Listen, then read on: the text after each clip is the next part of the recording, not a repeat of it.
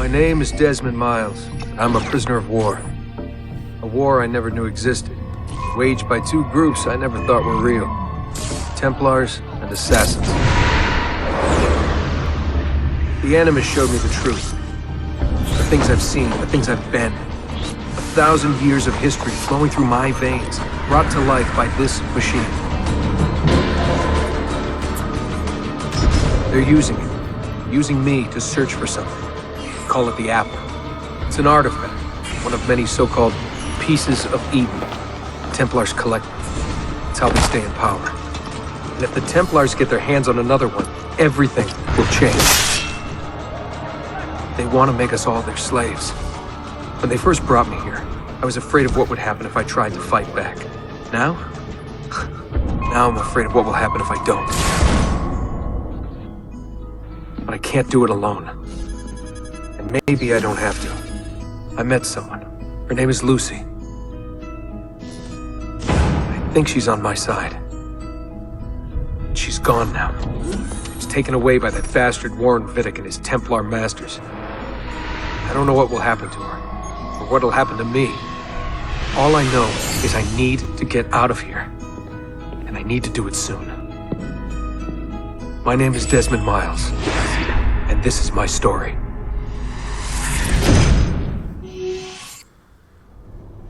Alright, welcome to Assassin's Creed 2. This playthrough is going to be a little bit different. Instead of me commentating during the gameplay, we are going to be listening to an educational course on the Renaissance. This is a course by The Great Courses. I have full permission to play this. We'll be listening to the course during moments in the game where I'm just running around. I'll pause it during cutscenes and dialogue scenes, but anytime I'm just running around doing busy work, we'll listen to the lecture. So here we go. We have to go. Lucy, where have you been? Why did they... Now!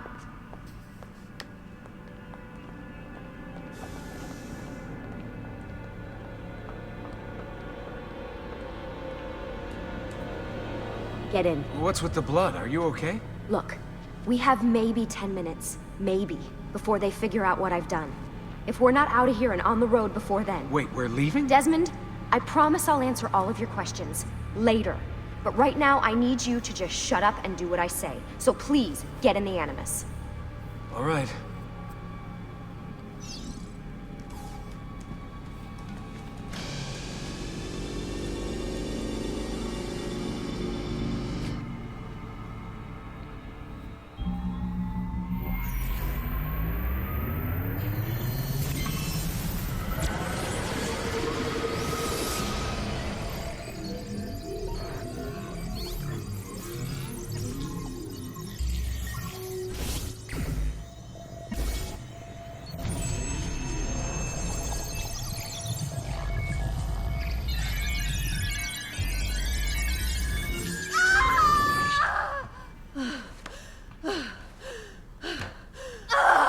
Spingi!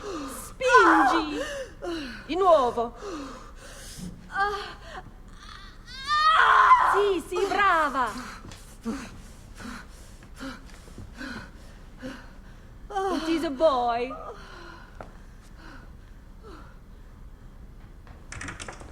Oh, my love. Mi dispiace. I was at the bank when they told me. Did I miss it? Am I too late? Give him here. Giovanni. Shh, my love. It will be all right. Tu sei un uditore. Sei un combattente. Perciò, combatti.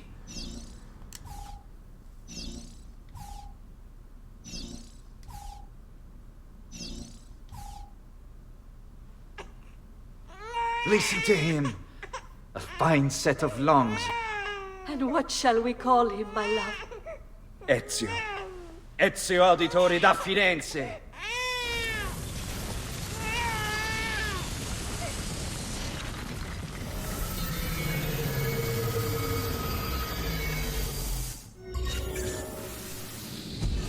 Get up. Let's go. Yeah, well, I'm gonna need a second. There isn't time, Desmond. We have to leave.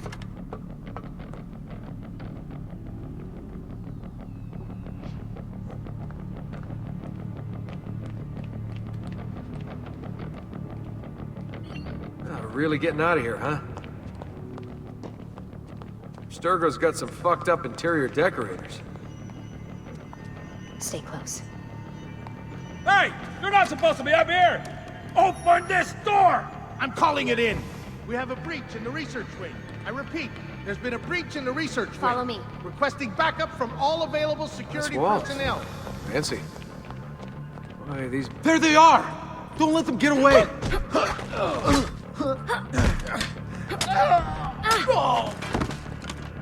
Holy shit!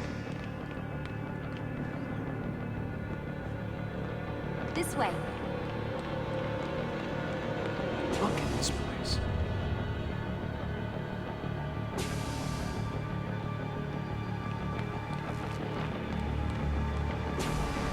What about the cameras? I rigged them to loop old footage. How do you think I managed to hide all your nighttime snooping from Abstergo? You're good. So I've been told. But they're on to us now. We need to hurry.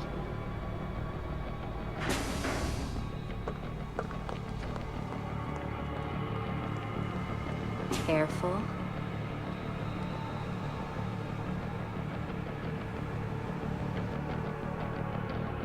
We need to get to that elevator on the other side of the room. Follow my lead, but keep an eye out for security. I'd rather avoid a fight.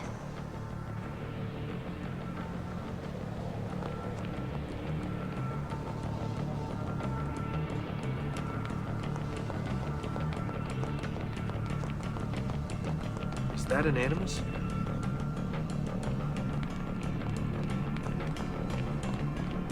Stay with me. What the? How many of them are there? Careful. Is it Animuses or Animi? What do you think, Lucy? Lucy? What do they need with all of them? Desmond.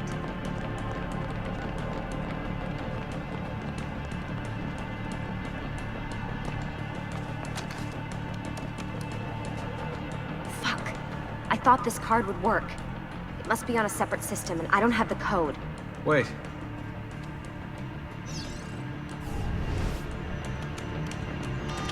Shit.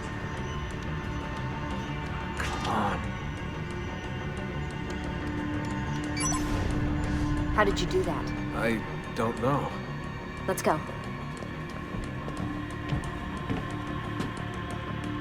It's always something. What was that in the Animus? Subject 16? Ezio, Audi something?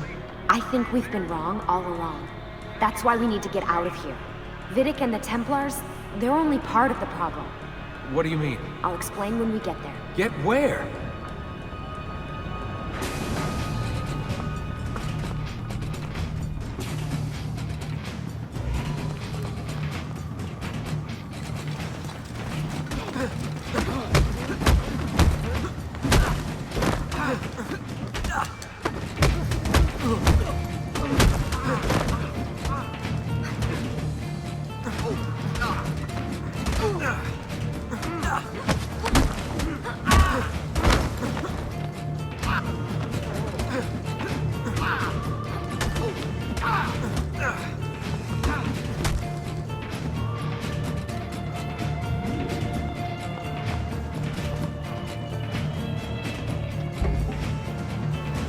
Get in. You're joking. It's for your own protection. Oh, man. We're almost there.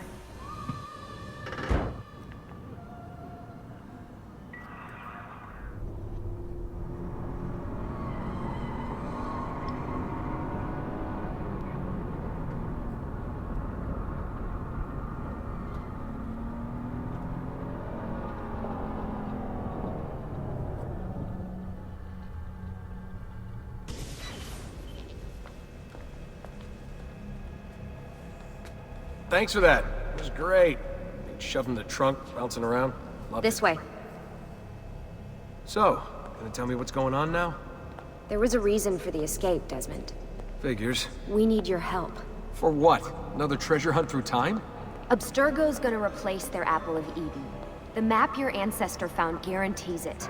The other assassins, they'll do what they can, where they can, but What? What is it? We're losing this war, Desmond. The Templars are too powerful. And every day, more of us die. I still don't see how I fit into things. We're going to train you. Turn you into one of us. What? No. No, you've seen me in action. I'm no good at this, and even if I was, it would take months. Years even. No. Not with the Animus. Not with the bleeding effect. But I'm just one guy. Sometimes, that's all you need. So that's why you found him. My ancestor. What was his name? Ezio? If you can follow in his footsteps, you'll learn everything he did, just like he did. Years of training, absorbed in a matter of days. You broke me out of Abstergo and brought me here just to make me an assassin? Look, there's more to it than that, but it'll have to wait. Trust me, okay? All right, I'm in. Tell me what you need. Really? You're sure? I thought you'd be happy about this. Sorry, I'm just a little surprised. I spent the whole ride over here figuring out how I was gonna convince you to do this. Save it. After what those Templar bastards put me through, I'm ready, willing, and able. Thank you.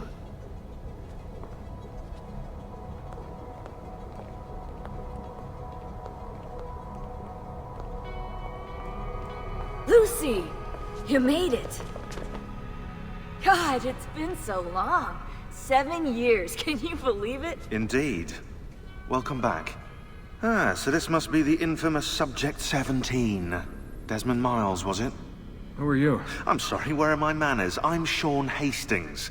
This is Rebecca Crane. Nice to meet you, Desmond. Right, well, it's been lovely chatting, but if you don't mind, Desmond, it's best we get straight to work. Time is precious. Doubly so these days.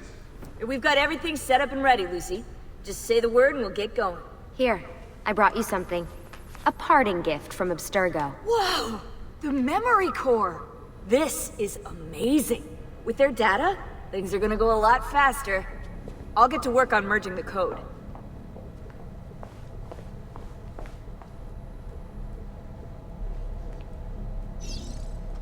Hey, Desmond. What's up? Just wondering what your role is in all this. I take care of Baby. It's my job to keep her up and running. Baby? You mean the Animus? Actually, I prefer Animus 2.0, since Baby's twice as awesome as anything you'll find at Abstergo. The Templars might have deeper pockets than us, but they've got no ambition, no passion, no competitive edge. That's why, even with all their resources, anything they can do, I can do better. Faster, too. Anyway, take a seat when you're ready, and we can get started. I just need to make a few more adjustments.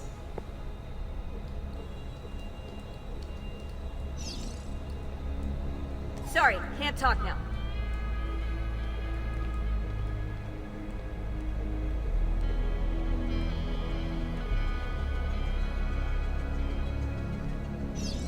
What's all this stuff for? This stuff, Desmond. Oh, this stuff is nothing special, really, this stuff. It's just the stuff that keeps our entire operation from falling apart, really. It requires a great deal of concentration to keep it all moving, so you'll forgive me if I don't have time to play meet and greet. Sean's in charge of maintaining our knowledge archives. It's like a digital library. He'll be riding shotgun with me while you're in the Animus. So if you come across anything of note, people, places, events, etc., he'll create database entries you can consult for additional information. Yeah, it's not just databases, though. I also provide tactical support for the other assassins. You know, Desmond, the ones who are out there, actually doing stuff, risking their lives, little things like that.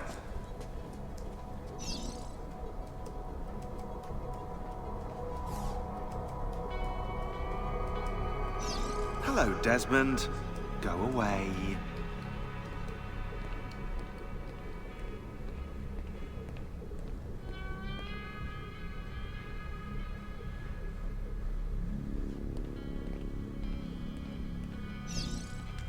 Hey, listen.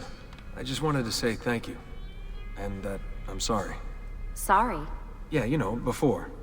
Everything at Abstergo. It was just... I wasn't ready. It's okay. No. Going through all that.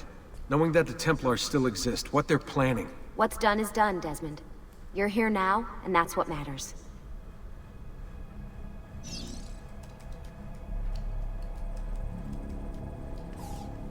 Lucy, I've been seeing things. Symbols in my bedroom.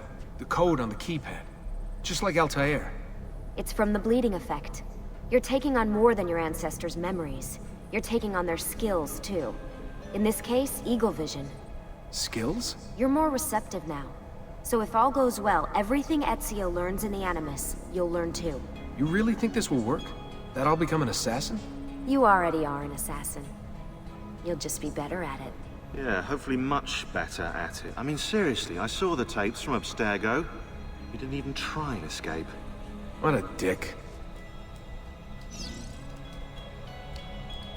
Sorry, Desmond. I've got some stuff to take care of. We can talk more later.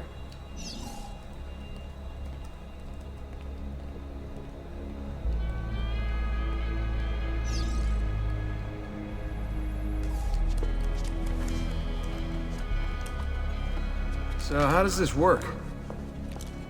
Of course. Deep breath.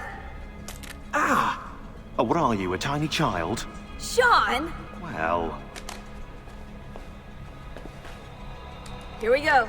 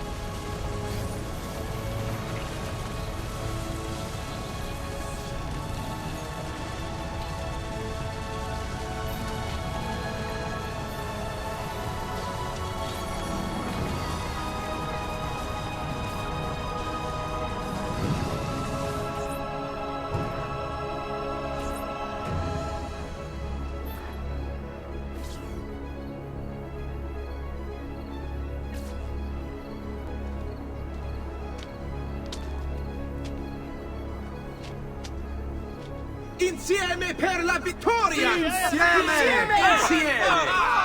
Silenzio, my friends! Silenzio! Grazie. Do you know what brings us here tonight? Honor.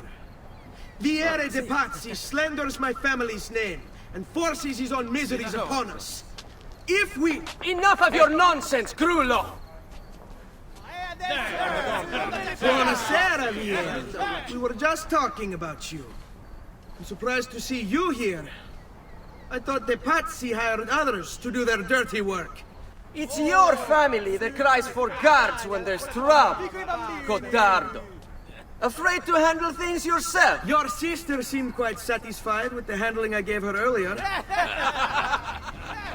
Uccidetelo!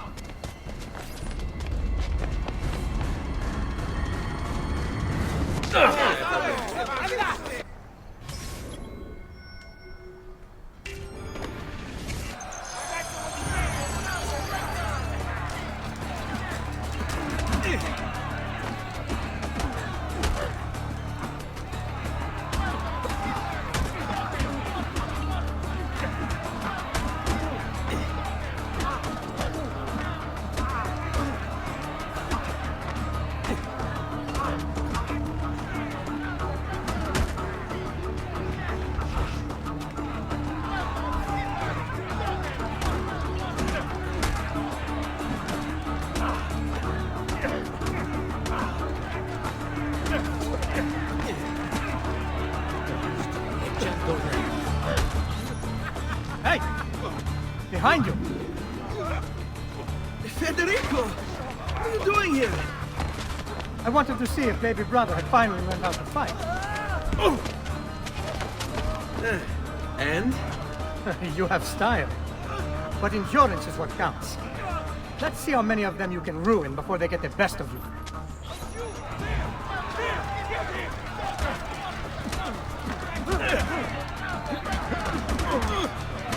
Any last words?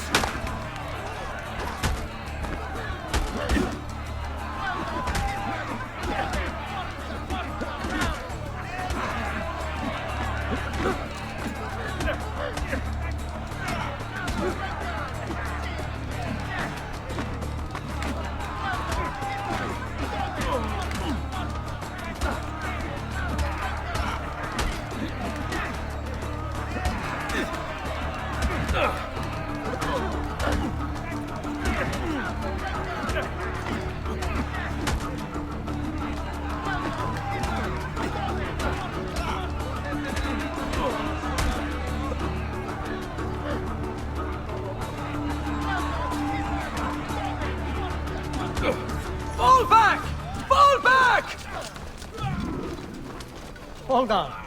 What? We've almost won this. Your lip. Just a scratch. Let the doctor decide. It's not necessary. Besides, I've no money for this doctor of yours. Wasted it on women and wine, huh? I'd hardly call it wasted. Lend me some florins then. Or have you done the same? Search them. There's bound to be something in their pockets.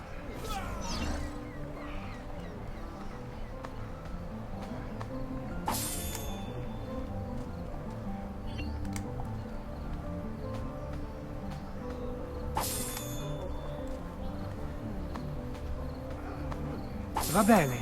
That should be enough. Let's get out of here before the guards arrive.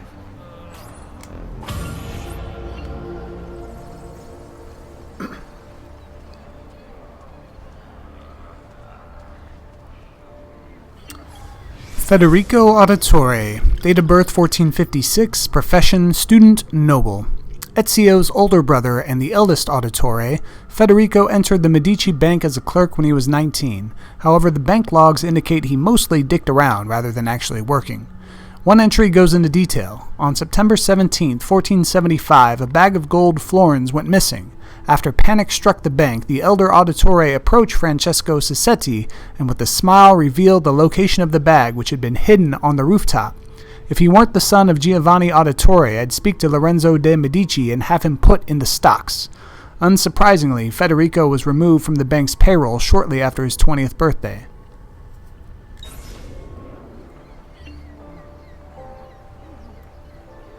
Hurry, Ezio. The sooner we're done with the doctor, the sooner we can sleep.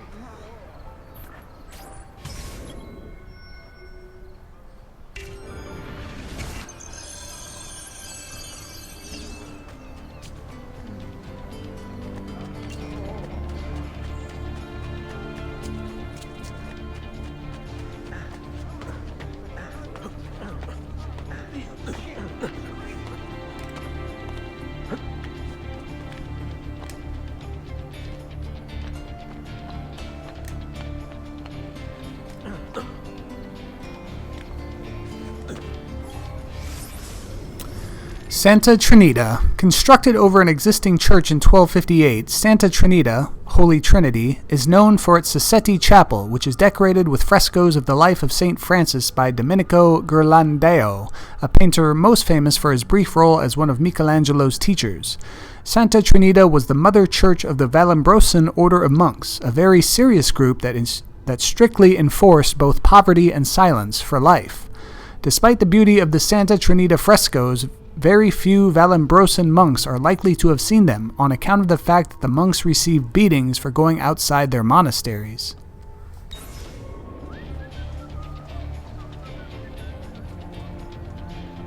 Does something ail? Ben trovato, Doctor. Fratelli Auditori, why am I not surprised? You've made quite a mess of yourself, young man. It's nothing, really. You must help him. That pretty face is his only asset. Fottiti.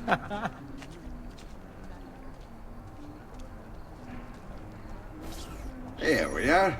Now get out of here. Grazie.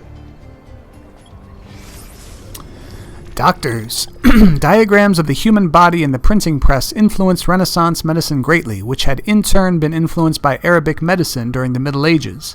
By the 15th century, science had already begun its slow climb toward becoming more relevant than spirituality in the field of healthcare. However, many people stubbornly clung to old ways, visiting local mystics instead of doctors. After the plague ravaged Europe in 1350, many doctors dressed in special plague gear to treat patients. To prevent contamination, they wore a cape coated in wax and a primitive gas mask in the shape of a beak. Rebecca C. 84. That doctor should be able to heal you if you pay him. This way. Quite a night. Indeed. I only wish they were all as much fun. Oh, wait. They are. We should head home, Ezio. Father's sure to be wondering where we've gone. Yes. I'd rather avoid a lecture. Up for a little race, then? To where? Roof of that church.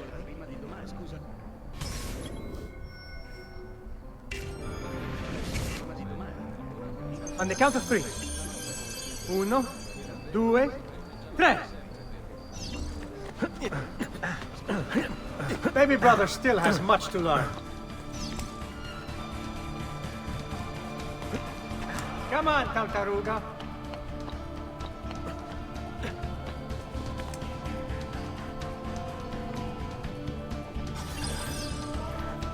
Come on then, this way. Where are you going? You'll see.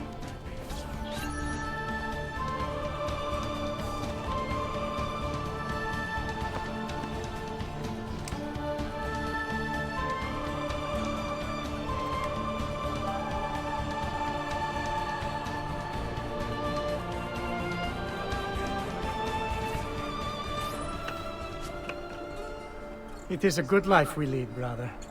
The best. May it never change. And may it never change us.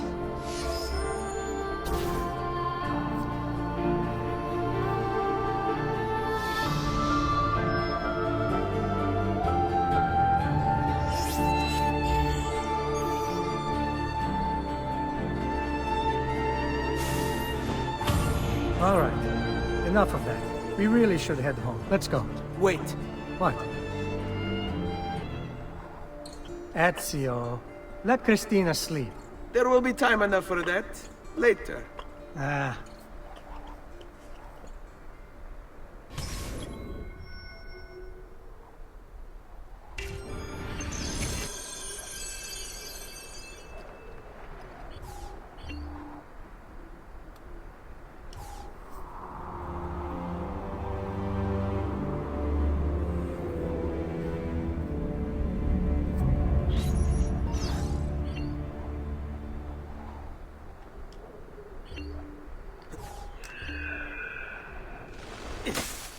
So it's Vieri. I'd better hide. Keep looking! He couldn't have gotten far!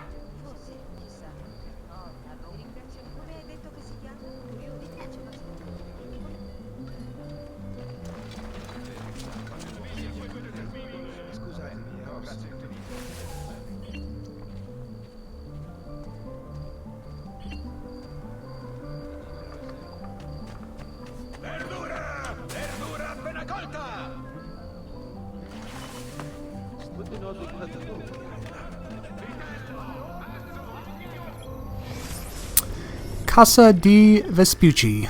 Built by a distant great-great-uncle of the famous Amerigo Vespucci in 1350, the relatively unpresumptuous Vespucci residence is notable for displaying the first painted facade in Florence, a style that was later done to death in the Oltrarno district. Christina! Christina! Who's there? Me! Oh, Ezio. I should have known. May I come in? Fine, but only for a minute. A minute is all I need. Indeed. Well, wait. That came out wrong. Come here. Oh, Ezio.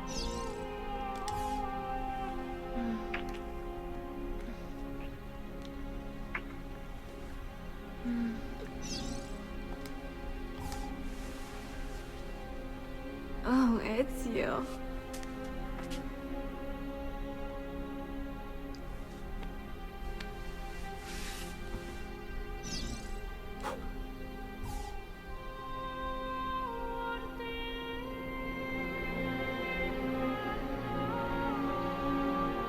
Christina! Christina! Celia, your tutor will be here soon. Come, my daughter. Is it really so terrible that... Figlio d'un cane! What is this? Perdonate, messere! Chiedo venia! I'll kill you! No, that's not necessary. Guards! Guards! Voglio la sua testa! Ora! Christina Vespucci.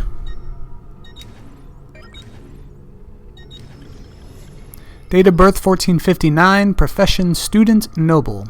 Christina Vespucci was a well-known Florentine beauty and a favorite of painters, most notably Botticelli, who used her as a model for several of his paintings. Records kept by her father's guards indicate Ezio visited her frequently and that he was unbelievably dexterous, as the guards were never able to catch him trespassing. In addition to her looks, Christina also seems to have been somewhat responsible for jump-starting the career of her cousin, the namesake of a rather famous landmass. At a dinner party attended by Christina and, among other illustrious guests, Lorenzo de' Medici, she was reputed to have been in conversation with Lorenzo and Manfredo Soderini about her cousin's brilliance as a sailor. Well, apparently she exaggerated his importance slightly to impress Lorenzo, and Lorenzo, charmed by her beauty, agreed to hire him. Try Amerigo out. I bet after several years you'll name your shipping company after him, she is reported to have joked. Biggest understatement of the century. There's really no need for violence.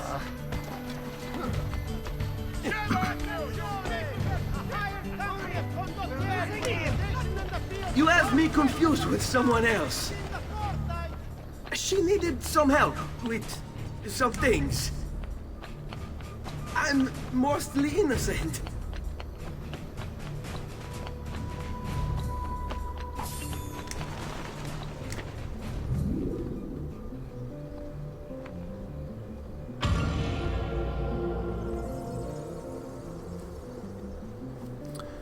Alright, we're going to go ahead and start our first lecture of our course. This course is entitled Renaissance, the Transformation of the West by Jennifer McNabb. And the first lecture, The Spirit of Renaissance.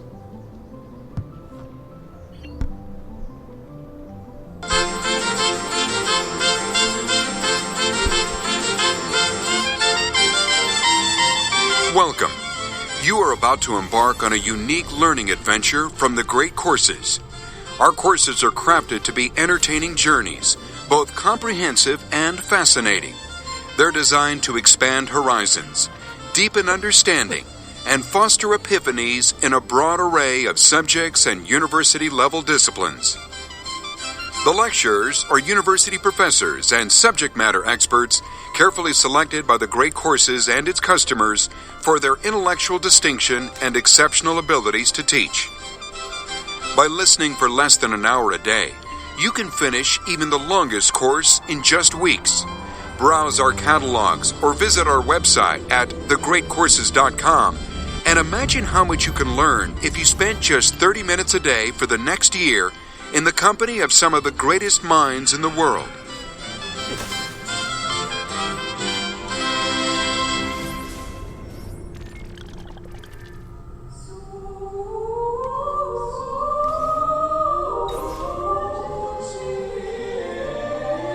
These lectures are part of the Great Courses series. These lectures are titled Renaissance, the Transformation of the West. Your lecturer is Jennifer McNabb. Jennifer McNabb is a professor of history and the chair of the Department of History at Western Illinois University, where she has received multiple teaching awards. She received her PhD in history from the University of Colorado, Boulder. In 2018, Dr. McNabb was appointed as the chief reader for the Advanced Placement European History Development Committee. She has spoken and published on early modern Europe and has authored material for textbooks on Western civilization and European history.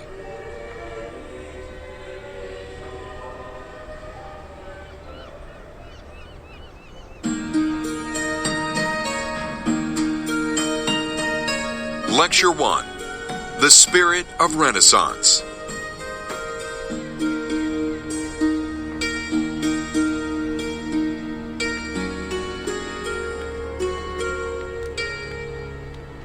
Welcome to Renaissance. When I say the word Renaissance, it's likely that some very particular names and places and images come to mind.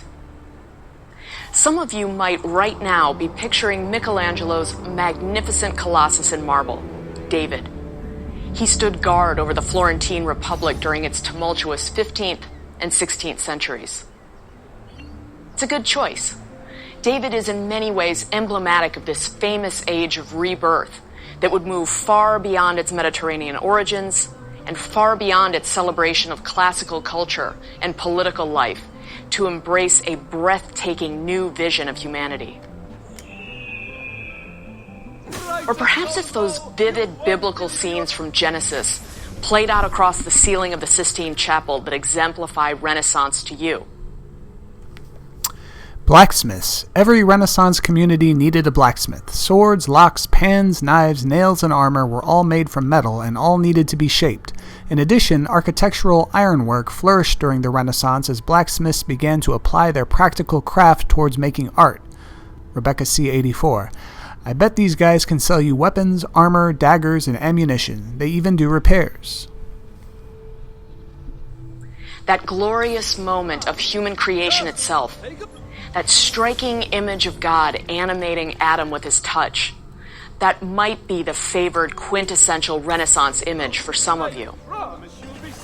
For others, it's Leonardo's enigmatic Mona Lisa, or Botticelli's joyous celebration of renewal and beauty, the birth of Venus, or maybe his salute to La Primavera, spring. Or maybe you're imagining what just might be the most famous wedding portrait in history, that of an Italian banker and his bride, the so-called Arnolfini marriage portrait. The artist's declaration of his own role in commemorating the joining of husband and wife is pretty memorable itself.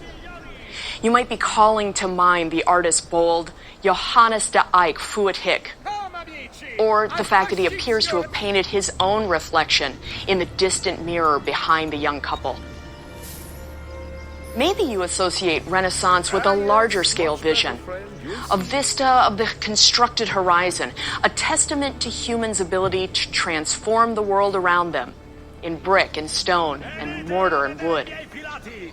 So the grandeur and majesty of St. Peter's Basilica in Rome, or San Marco in Venice, or Il Duomo in Florence might be leaping into your mind's eye when you hear Renaissance.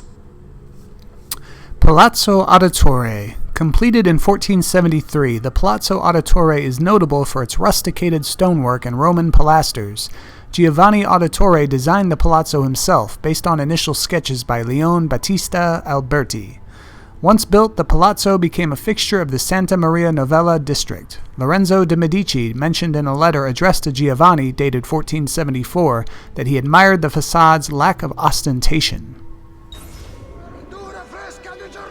These were monuments both to God and to the ingenuity and power of man. Tailors. Among Renaissance merchants, tailors belonged to the new middle class and were paid well for clothing the rich in the latest fashions. Many were able to get close to their wealthy clients due to the intimacy of their job and create lasting ties. Rebecca C. 84. I bet you can buy larger bags to carry your equipment from a tailor. Maybe they can even change your outfit too. Another group of you might be associating the idea and practice of Renaissance with the scholars and writers whose names and work continue to exert a powerful claim to inclusion in the Western intellectual canon. Take Petrarch, for example. Banks. With the advent of double-entry bookkeeping, which allowed bankers to keep track of their clients' deposits and withdrawals, and the proliferation of many different types of Italian currency into the pool of circulation, banks became an essential part of everyday Renaissance life. Banks technically couldn't make money on their money because the Catholic Church forbade the charging of interest, but in practice this restriction wasn't followed by the bankers or even by the Vatican, which participated in the banking system and required banks to pay the Pope gifts in proportion to the amount of money he had deposited with them. As long as it isn't called interest, God won't notice, right? Rebecca C. 84. It looks like the Templars are using the banking network to transport their money. I bet you could snag some of that cash. His infectious admiration for the ancients fostered a passion for classical text and moral exemplars from the classical world that helped land him the title the Father of Humanism. Or Niccolo Machiavelli, an ardent supporter of citizen-oriented republican government, but far better known for his calculating, amoral treatise on statecraft, dedicated to princely authority. And then there's Erasmus, the so-called Prince of Humanists. His scathing indictments of the institutional church and contemporary social ills contributed to a cascade of criticism. It would inspire some to challenge the traditions of papal authority and initiate the Reformation. Giovanni Auditore, date of birth 1436, profession banker, advisor, noble. Giovanni Auditore was one of the pivotal figures in 15th century Florentine banking. In charge of overseeing the Medici bank branches across Italy, he kept the Medici machine running while Lorenzo was busy with the government. Extending his reach out into the international operation, it was Giovanni who first noticed the problems with the Leone Bank, causing him to alert Francesco Sassetti, which saved the branch. Such great talent was well rewarded by Il Magnifico. Giovanni developed a close friendship with Lorenzo de' Medici, becoming one of his closest advisors. Successful negotiations to secure the Pope's support of the Medici Bank in 1471 were carried out by Giovanni. Relieved and grateful, Lorenzo paid for Giovanni's palazzo as a gift. Good morning, Father. Come with me. Is something wrong? Do you think me blind and deaf, son? I know all about your fight with Vieri di Pazzi last night. And then this little visit to Cristina. Your behavior is unacceptable. It reminds me of myself when I was your age. I assume these misadventures won't interfere with your work today. No, Padre. Avete la mia parola. I've prepared some documents here for Lorenzo de' Medici to review. I need them delivered to him. With haste, Father. Return to me when it's done.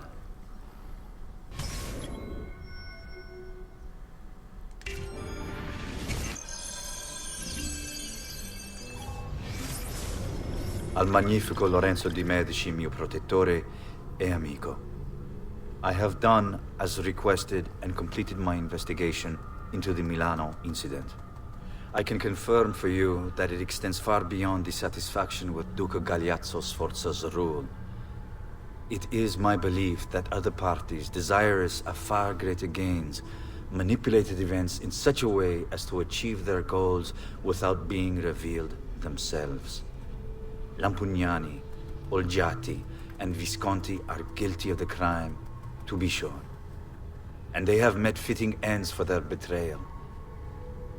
But several other noble families are implicated as well, our own Francesco de' Pazzi among them.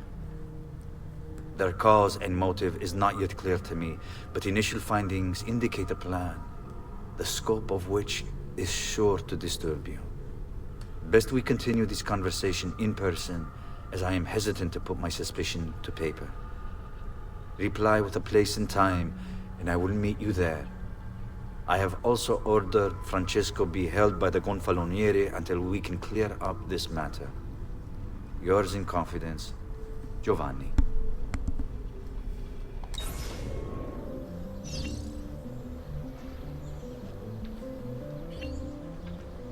Information. And what about major names in Renaissance literature and drama?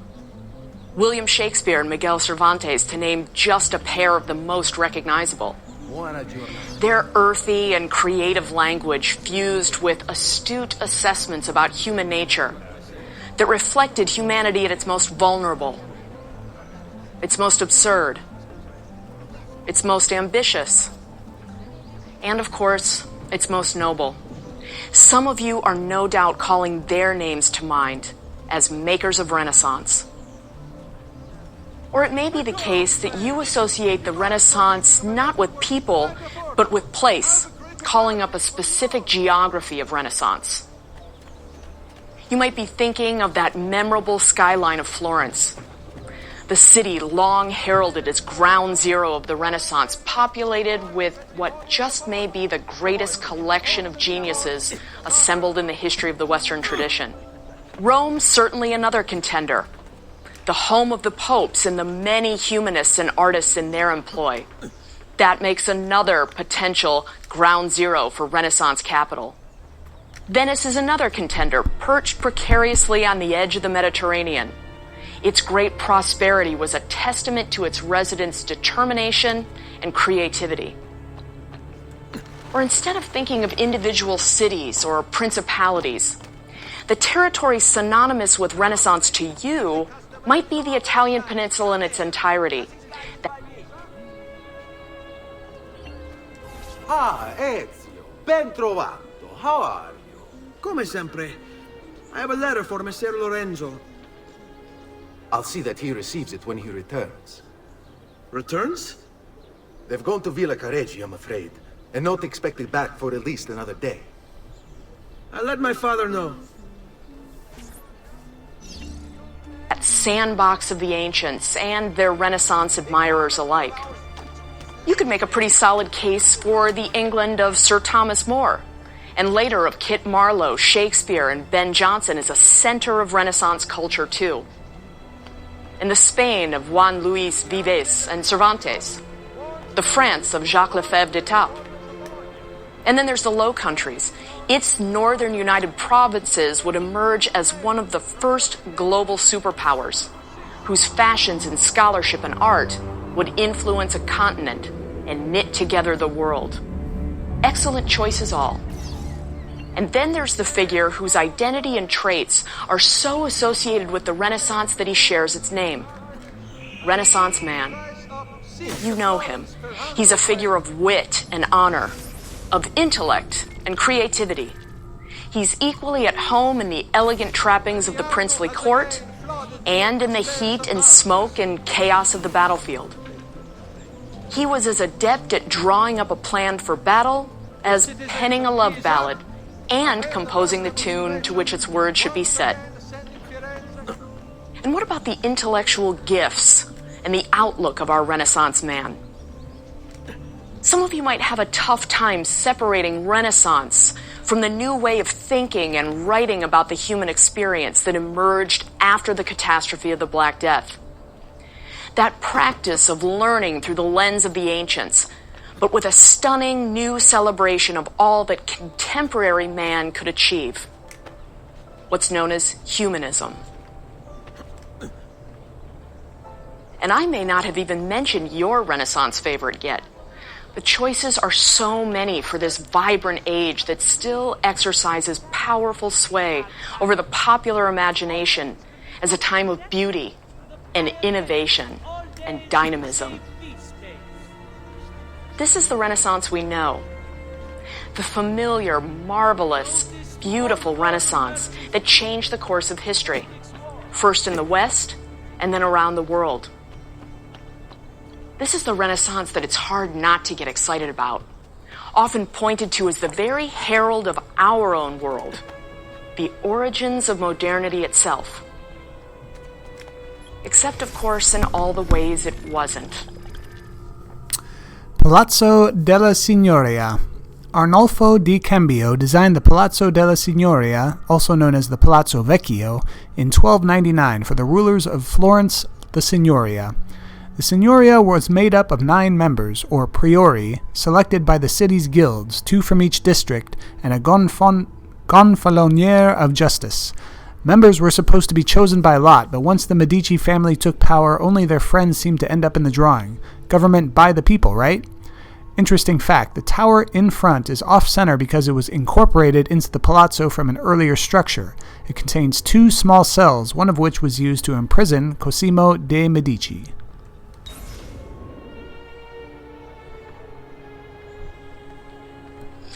There is, in fact, much more to the Renaissance than these familiar names and faces and buildings and ideas. There's another side to these centuries of achievement. A Renaissance, I'm guessing, is a little less familiar. Where painting and sculpture and architecture weren't so much about freewheeling creativity and artistic achievement as they were about big business. Where hard-headed, shrewd, carefully negotiated bargains bound artistic patrons and clients together in not unfrequently acrimonious relationships. Where artists fretted over their workshop's bottom line, while patrons demanded finished products that met exacting specifications of color and size and design. So much for the unfettered genius of the Renaissance artist. And then there's the Renaissance woman. Unlike her male counterpart, there was little to suggest she should behave all that much differently than her medieval predecessor. While humanists extolled the virtues of education as transformative, as capable of elevating man to dizzying new heights, they were far less effusive about woman's abilities. Women were to be chaste, silent, and obedient. It's that same trio of ingredients of good womanhood that stretched all the way back to the days of antiquity itself. For the handful of young women with access to the new learning of the humanists, what awaited at maturity was an agonizing choice between the abandonment of education for a normative, socially approved life of marriage and family, or a life of solitude with little opportunity to demonstrate or to apply their intellectual gifts. Loggia de Lanzi. Built between 1376 and 1382 by Bensi de Sione and Simone de Francesco Talenti, the Loggia de Lanzi was created to provide a covering for the swearing-in of the members of the Signoria, the rulers of Florence. In the 16th century, the Medici had a private balcony constructed on top, making it clear to the city of Florence who was really in charge.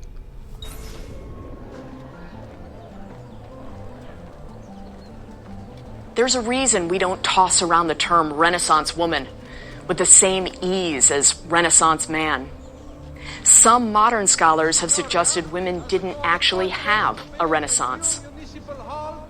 And so far, I've just been talking here about elite women. For those of lower status, the question of whether women were capable of the educational feats of Renaissance man didn't even register.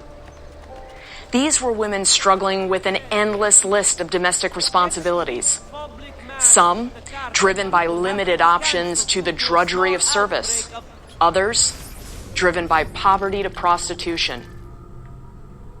And speaking of poverty, Renaissance Europe had a poverty problem, a big one. A series of economic challenges punctuated by epidemic disease, endemic warfare, and all too frequent agricultural failures created a sizable population of poor people, seeking relief from their neighbors and aid from religious and civil authorities. Sometimes the poor could be taken care of, and sometimes, when their numbers soared and overwhelmed their societies, they couldn't. The impoverished members of society were an object of both pity and fear. Concern for the aged and infirm and for widows and orphans could and did animate innovative schemes for assistance. But the specter of the sturdy beggar, who could work but refused to, provoked resentment and alarm about the preservation of good order. Santa Maria del Fiore. One of Italy's largest churches and the largest landmark in Florence, Santa Maria del Fiore is considered by many to be the first masterpiece of Renaissance architecture. Although the church was designed by Arnolfo di Cambio in 1296, the dome was not started until the beginning of the 15th century. With Cambio long dead, none of the architects at that time had any idea how to construct such an enormous structure, since the use of buttresses was forbidden in Florence and mortar took several days to set. But all was not lost. In an amazing comeback story, Filippo Brunelleschi, an architect who had been defeated in an earlier bid to design the baptistry doors, won the competition to build the dome. He beat out Lorenzo Ghiberti, the same artist he had lost to before. Brunelleschi invented machines to hoist the bricks needed for the dome up to the workers and was able to construct the entire dome without using centering, a support structure to hold the dome in place while bricks were laid. Containing over 4 million bricks, the dome was completed in 1436. The lantern was added after Brunelleschi's death in 1446 and supposedly contains holy relics. However, there were several rumors that, in fact, an entire tomb of unknown origin is located inside. These idle poor was considered to be bigger than the sums grudgingly contributed to the relief efforts. To leave the poor to their own devices was to risk theft, riot, violence, and worse. I probably don't need to tell you that the poor wouldn't have much Renaissance either. The tensions their swelling numbers represented would lead instead to a new criminalization of poverty and the stigmatizing of the poor, both symbolically and physically. Their bodies were marked with disfiguring signs of their failure to adhere to the standards of their society. Or their bodies were removed from that society, bound for distant lands, forced into military service, or transported. And many other undesirables found themselves targeted during the Renaissance, too. Quarrelsome women who aggravated their neighbors with disruptive speech, or worse, formed an allegiance with the devil to cause harm to their enemies through acts of witchcraft. Wrong-thinking Christians who threatened religious uniformity and good order with their misguided misinterpretations of the faith. Non-Christians whose presence within Europe destabilized both church and state, and whose presence on Europe's borders was a source of profound anxiety. Giotto's Campanile. Begun by Giotto di Bondone, the famous architect and painter, in 1334, this famous Gothic bell tower was incomplete when Giotto died. Andrea Pisano took over and then, in 1348, was felled by the Black Death. In 1359, the tower was completed by Francesco Talenti, who deviated from Giotto's plan in his design of the upper 3 floors. He enlarged each floor to match the previous according to perspective, so, when seen from below, all 3 floors seem to be exactly the same size. The tower is clad with white marble from Carrara, red marble from Siena, and green marble from Prato. It takes exactly 414 steps to reach the top, perhaps predicting Charles Messier's discovery of the Whirlpool Galaxy exactly 414 years later. Or perhaps not. Renaissance, the age of artistic and literary giants, was also a time of violence and bloodshed. It was a time of holy war. Europe skirted along the edge of disaster in the face of Christian civil war that saw the cultural consensus of the Western tradition shattered by Reformation. Islamic expansion pushed at the edges of the Christian world and then drove across those edges, bringing terror in its wake. And Christian expansion would bring devastation to populations around the globe as Europeans sought new horizons. Indigenous people invariably got the wrong end of this international exchange. For those uninitiated to the Afro-Eurasian trading network that stretched back to classical antiquity, there was little relief from the diseases Europeans brought with them on their voyages of exploration. This too was Renaissance. Bloodshed and intolerance and disorder and transgressive behavior. Now, those characteristics might not have come so readily to mind when I first said Renaissance. Maybe some of you know something about this less familiar Renaissance. But getting up close and personal to those elements of the Renaissance takes work. It takes a bit of digging to uncover the other side of the Renaissance, underneath the tempera of the frescoes, beyond the shining marble, and away from the movable type of the new printing presses that facilitated an information revolution. Why? Why does this glorious, glittering Renaissance get the lion's share of the attention? Because Renaissance mastered the art of self-promotion. The most familiar Renaissance voices that echo down to us through the centuries belong to a relatively small group of elites, almost always men, who articulated deliberately, eloquently, persuasively their participation in a new age of human history. They even pioneered a new way of thinking about history itself, and they cast themselves in the starring role of its new heights. Let me refine the point by considering the contrast between this idea and the Renaissance's immediate predecessors. Evidence suggests that medieval people didn't actually know they were medieval. For those in the Middle Ages who thought about such things, they believed themselves to be directly connected to the days of antiquity. Time for them was linear, proceeding from the classical age to their own, without much interruption. These medieval people saw themselves as heirs of the classical world, the descendants of the classical age. There was no middle for them to occupy, after all. That notion, of their middleness, was in fact a product of the Renaissance, whose thinkers looked behind them in disdain in an age they deemed inferior to their own. So then, did Renaissance people know they were experiencing a Renaissance, living in a new age that was linked to the classical world after a barbarous period of interruption, a time without learning, without culture, without achievement? You bet. Some of them most certainly did. Or at least they wrote that they were living in a new age. In fact, it might be more accurate to say that they wrote themselves a new age. And here's where this picture of Renaissance gets even more gloriously messy and complicated. The Renaissance we know, the one with all of the big names that I started off describing, might actually be the very greatest Renaissance work of art of them all. The Renaissance writers who described their age of gold were creating a product. Bottega di Leonardo a Firenze. Leonardo da Vinci opened his own studio after completing his apprenticeship to Verrocchio, one of the most successful Florentine artists of the day. Between 1476 and 1481, Leonardo probably continued to collaborate with Verrocchio, although no one is quite sure what he was working on. In 1481, he was given his first commission by the monks of San Donato a Scopeto to paint the Adoration of the Magi. In true Da Vinci style, he began the painting but never finished it. In so doing, they were speaking directly to us.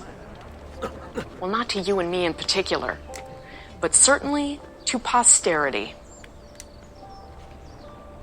These Renaissance intellectuals described their own world through the lens of the past and as a celebration of their present, but also with an eye to the future. Letter by letter, word by word, treatise by treatise, they constructed for themselves an age that would represent a pinnacle of human achievement, an achievement made possible by standing on the shoulders of giants. These makers of Renaissance would give new life to the ancient world by knowing those ancient thinkers, statesmen, and poets and playwrights whose culture they wished to resurrect and then surpass. This is the myth of the Renaissance, as a volte-face of the preceding centuries of darkness. Yes, we can thank the Renaissance for that most famous of medieval labels, the Dark Ages. The Renaissance would, by contrast, represent a return of the light of civilization. But it's a construct, and we're its current audience. It's a pretty spectacular myth. It's a story of great men and their deeds, in the halls of government, on the battlefield, in the courts, in the universities, both near and far from home.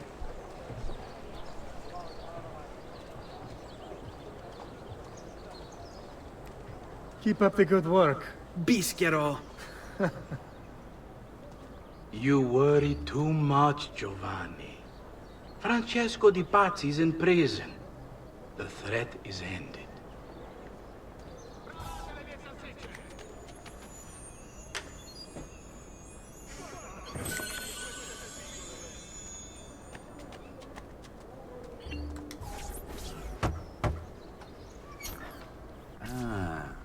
Hello, son. You remember my friend Uber? Good morning, Gonfaloniere Alberti. To you as well, young man. I trust you delivered the message. Si, padre. But it seems Lorenzo is out of town. I did not anticipate this. What does it matter? So you wait another day or two. Listen, your mother and sister have been looking for you. I'll need you again in a little while, but for now, see if you can't help them. Are you sure? Yes, now if you'll excuse us. Good to see you, Ezio.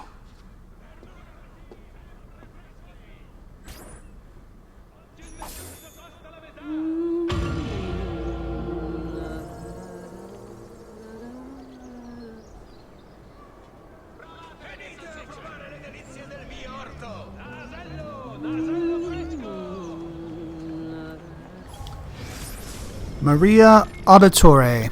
Date of birth 1432. Profession writer, noble. I grow tired of these walls that surround me and am bored with safety. Now is the time to make a decision. I will go out there and see what my life may truly be. Maria wrote those words when she was 16, a week before she met Giovanni Auditore. Born into the powerful banking family, the Mazzi, Maria is one of the most famous historical sources of the time period due to her multi-volume diary, which has been translated by several notable scholars and is on display in the Uffizi Gallery in Florence. With funding from her parents, Maria opened up a bakery in the courtyard of her family palazzo, which she transformed into an artistic gathering place. It was there that she met a man with such conviction I found myself rooted to the spot, unable to look anywhere else. That man was Giovanni Auditore. Maria and Giovanni were married in 1450. Maria's diary entries continue for the next few decades, describing her patronage of several up-and-coming artists and her trials as a mother, at which point she abruptly abandons her writing to the disappointment of historians everywhere.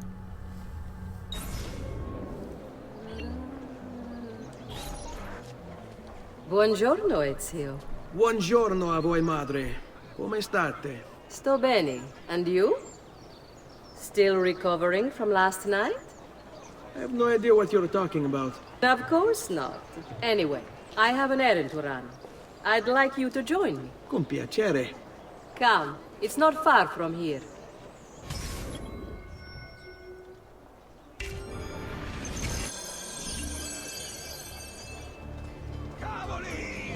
I know about your fight with Vieri. What fight? Per piacere. Let's not play this game. He spoke ill of us. I could not allow him to continue.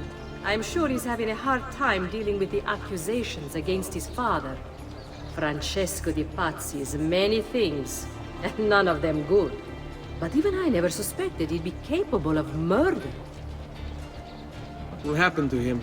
I imagine there will be a trial. Will father speak at it? He'll have to. He's the one with the evidence. Still, I wish there was another way. You've nothing to fear. Everyone wants justice done. It is an unfortunate state of affairs, but it will pass.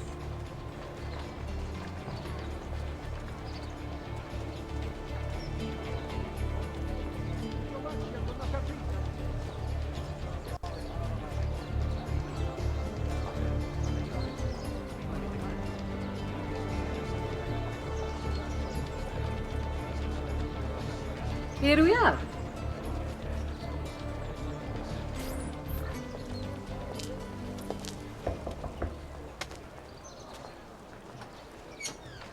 Hello, Leonardo. Madonna Maria.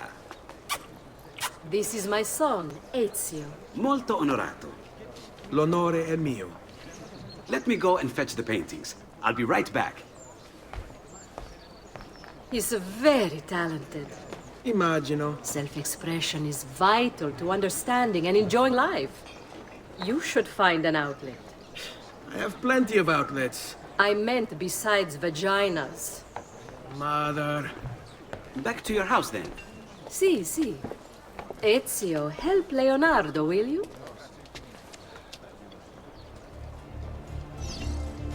So, Ezio, what do you do? He's been working for his father. Ah, you're to be a banker.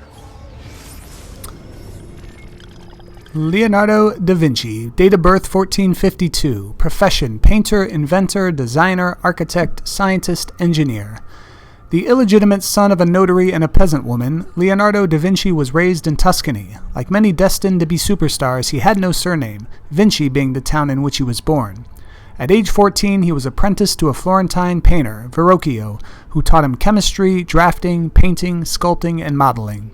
When he was 20, Leonardo established his own workshop and then traveled across Italy, eventually painting his great masterpieces The Last Supper in 1498 and the Mona Lisa in 1503 to 1507. During his travels, Leonardo studied the world with unquenchable curiosity, recording his observations in mirror writing within his notebooks. He created designs for a helicopter, tank, solar power, and a calculator, among others. He was also an engineer, designing garrisons, cannons, and movable barricades. Despite this epic list of accomplishments, Leonardo was hounded by his patrons for his chronic procrastination. Pieces frequently took years longer than he anticipated, and many were never finished at all. Leonardo also had a tumultuous love life. Accused of sodomy in 1476, he was most likely homosexual. Salai, his assistant, was accused of stealing and spending too much money on clothes, but was also probably Leonardo's lover. Leonardo painted several pictures of Salai, including his famous St. John the Baptist, and left the Mona Lisa to him when he died in 1519. For now. And you, art was it? Truth be told, it's been difficult for me to settle. Painting is nice, but I often feel like my work lacks, I don't know, a purpose. Does that make sense? I'd rather contribute more practically, more directly. Architecture, perhaps, or anatomy. I'm not content merely to capture the world. I want to change it. Oh, Leonardo. I have no doubt you'll go on to do great things. Vi ringrazio, Madonna. That's kind of you.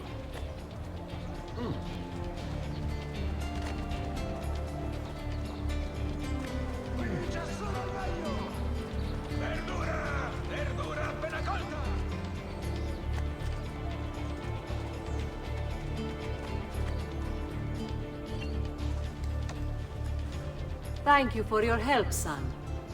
Don't let me keep you from your other duties. It was nice to meet you, Ezio. I hope our paths cross again. Anch'io.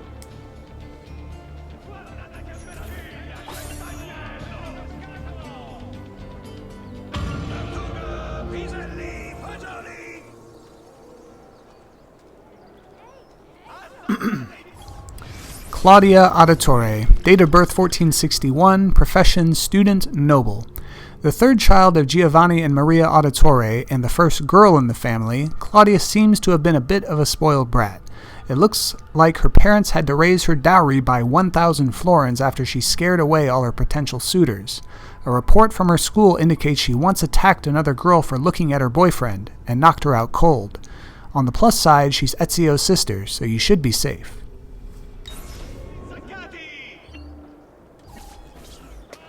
Hey, Claudia. How are you? Bene. You shouldn't keep things from me. It's Duccio. What of him? I think he's been unfaithful. Who told you this? The other girls. I thought they were my friends. Harpies. You're better off without them. I loved him. No, Claudia. You only thought you did. He should suffer for what he's done. Wait here. I'll go have a word with him.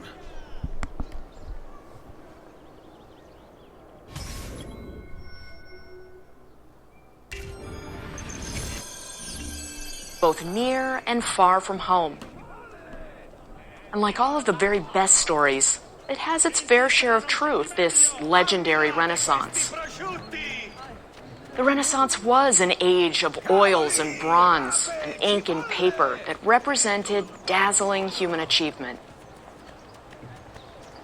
But for every way in which the Renaissance seems to represent the coming of our modern sensibilities of life, and of love, and of faith, and of materialism, there are many ways in which the Renaissance represents continuity with the preceding centuries.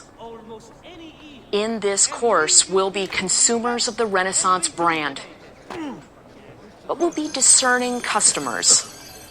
Of course, we'll study the Renaissance as it advertised itself. But we'll also look carefully for the truth in those advertisements. In that task, we're helpfully aided by the Renaissance itself. Not everyone then was enamored of their world, after all.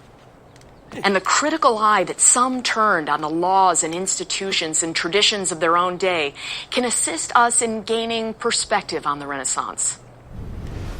The methodologies of the rebirth itself, asking questions, challenging authority, seeking accuracy in the details, understanding the human condition, actually prepared these dissenting voices to launch their salvos at Renaissance Incorporated. Duccio! It's beautiful! Nothing but the best for you, amore mio. But what of Claudia? I thought you'd been promised to her. The father said I could do much better than an auditore. Ah! Birbante!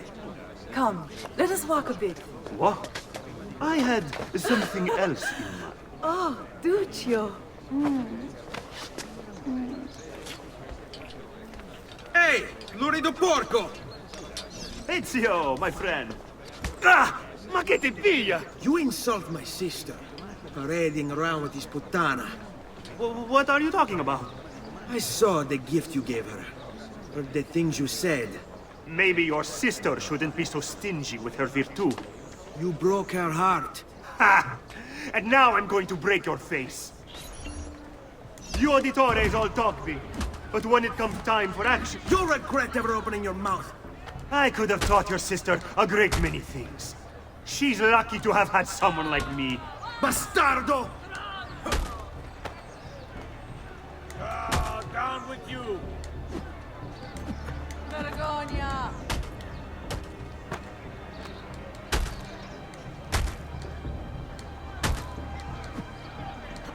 Basta! Basta! Mi arrendo! Stay away from my sister!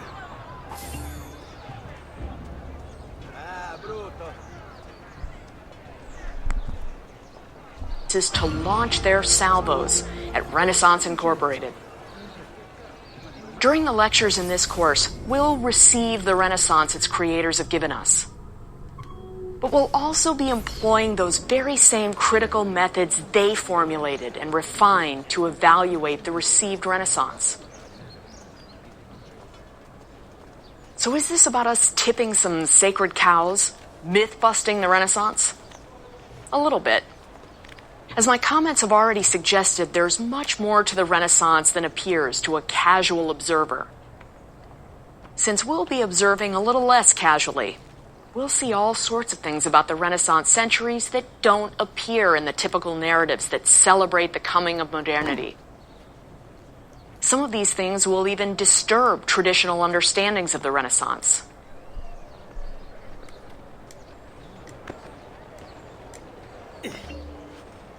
Look at you. I can outrun anyone in this distretto. I hear you the best. Prove it.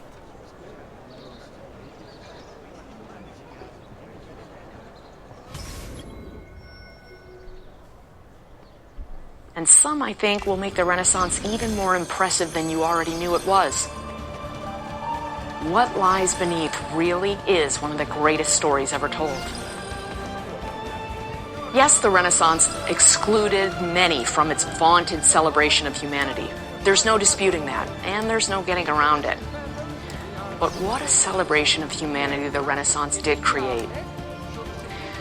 There was a truly remarkable recognition of humanity as a subject worthy of study, of improvement, of admiration. The Renaissance bequeathed to us a novel spin on a very old idea, one that they borrowed and then adapted from the ancients.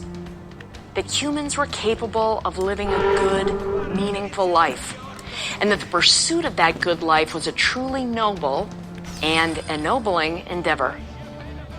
What a game changer of an idea that was. Here's why. During the Middle Ages, humanity was nothing to celebrate.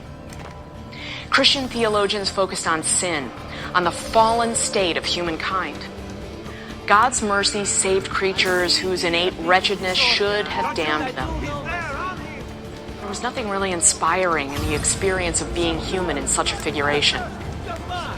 Being human was a chronic condition without a cure, aside from a loving God whose sacrifice redeemed the unworthy. And that's the key word here. Humans were unworthy. But in the 14th century, with the birth of what we call the Renaissance, there were stirrings of an alternate way of thinking about humans. Not as ruined, but instead as worthy. And not by the old Christian markers of worthiness, not exclusively, but by the measure of something else. This doesn't mean that the Renaissance represented a rejection of religion. Far from it, as we'll see. But this shift in thinking about the human experience allowed for a different kind of redemption of humanity. One focused on the here and now, rather than the hereafter. Where did this idea come from, this focus on the business of being human? It was embedded in the West's own cultural and intellectual heritage, a heritage that had been lost or displaced when Roman authority succumbed to its long twilight. Humanism wasn't new. It was very old, a product of the Greco-Roman tradition that intellectuals such as Petrarch began to take a keen interest in as they sought to find meaning during times of crisis. In the process, they posed a series of questions about what it means to live a good life that are as relevant for us today as they were 600 years ago. They're so relevant, they seem more ripped from the headlines than ripped from the history books. What is the value of education? What defines good governance? What determines a person's worth? What justifies war, violence, and even revolution? What forces shape personal and collective identity? What role should faith play in the human experience? What is the relationship between a person's material condition and quality of life? That faithless husband of mine is cheating. I know it, as do all the neighbors. Please teach him a lesson for me. Renaissance thinkers believed that turning to the ancients could help answer those questions. And that meant first tracking down the ancients in their own words. Art merchants. The shops of Renaissance artists were usually small and dealt mainly in religious decorations for churches or homes. Artists were not considered visionaries as they are today, but were treated merely as craftsmen, just like carpenters and blacksmiths. The production of art was usually cooperative. The head of the shop was the master, who received commissions and oversaw the assembly of the painting. He was expected to be a businessman and turn a profit, usually creating copies of whatever religious paintings were in vogue at the time. Rebecca C84. Looks like you can buy paintings for the Villa Auditore here. Maybe they have some other special things for sale as well. And on their own terms. It was a massive project of recovery that Renaissance figures embraced with the devoted zeal of the true convert. But the Renaissance was about more than just mimicking the ancients. These practitioners of Renaissance didn't merely want to read and to study the ancients. They wanted to be in conversation with them. Sometimes literally, as when Petrarch wrote letters to his ancient hero, the Roman statesman Cicero. More often, though, this communication took the form of studying the lessons and legacies of the ancients and then asking, what would the ancients do? Renaissance thinkers believed that the ancients could serve as moral and political and intellectual exemplars, providing a path for them in the troubled times in which they lived.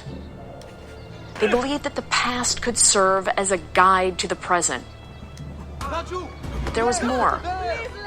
Because the Renaissance had something that the ancients didn't. They had Christianity.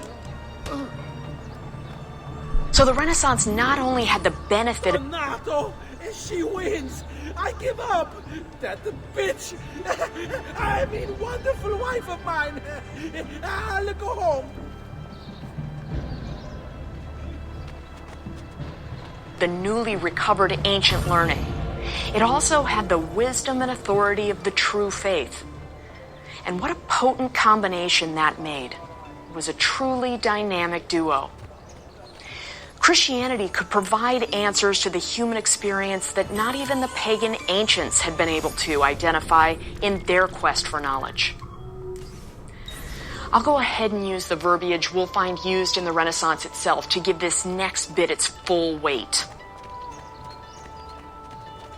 This fusion of the classical and medieval worldviews mean that Renaissance man could be more than admirable, more than an exemplar. He was endowed with a capability for achievement that made him the very apex of creation. In the great chain of being that linked all creatures, man ranked only a little below the angels themselves. Man wasn't a failure, just the opposite. Man was the masterpiece. And what an astounding declaration that was. So we'll contest Renaissance in our course. We'll expose its limitations and we'll uncover its prejudices. But we'll also consider its contributions to and parallels with our own world in ways that I think you'll find enriches your understanding and appreciation for the Renaissance even more. So too, I hope, will our somewhat unconventional coverage of the Renaissance in terms of periodization. Why can't he walk like everyone else? I'm sure it hasn't escaped your attention that our Renaissance will be an expansive one. In the opening modules of this course, we'll examine the people and places and chronology typically associated with the Renaissance. Although, to be fair, modern scholars themselves have trouble dating the Renaissance precisely. We'll begin in the Quattrocento, in the Italian lands, and move through Europe during the 15th and early 16th centuries. But we'll go beyond.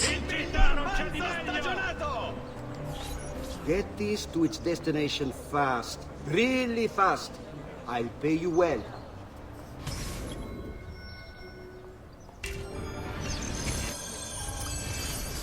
From Raphael, my beloved, how can I live without you? I cannot work. I simply idle away, imagining your face. The fact that your husband has locked you away behind cold walls sickens me. You are a budding older woman. You should have the privilege to feel my sweet kisses like a gentle wind caressing your soft petals. Yet finally it is Friday when he goes off to sea. Oh, happy day, and still happier night. Come when the sky rains with sparkling stars. Come find me and jump into my arms. At midnight I will be waiting at our special spot. Yours forever, Raphael. Here's the other letter. It's exactly the same. Beyond Europe, to the new horizons sought by the West, and beyond the early 16th century, to tackle the cataclysm of religious fracture of the Reformation and to chart its unfolding impact. We'll study the ancients and their impact on the Renaissance, but we'll also move beyond them, seeking new answers to age-old questions about science and nature and the cosmos that involved the rejection of ancient authorities and the reconsideration of lost ancient voices. We'll study the art of diplomacy and the practice of war, too. Features of the Renaissance informed by the ancients, but modified by new context, new technologies, and new priorities. We'll juxtapose the advances associated with the Renaissance with the period's bitter hatreds and prejudices and inequities. Our scope is broad because I want us to see the Renaissance not as an event, but as a transformative process whose influences touched many areas of early modern life. You may have looked at some of the topics in our course abstract and thought to yourself, I didn't know that was part of the Renaissance, capital T, capital R. Now, the Renaissance didn't cause the Europeans' opening of a new chapter in world history. It didn't cause Reformation. It didn't make scientific revolution, or military revolution for that matter. But the Renaissance did establish some pivotal preconditions for these developments. During these lectures, I'll be asking you to think through the Renaissance lens, to see how the questions the Renaissance thinkers asked shaped centuries of ideals and realities. They remain with us today. We're still receiving the Renaissance even as we're products of it. So let's head to the 14th century, to Italy, and to Renaissance beginnings.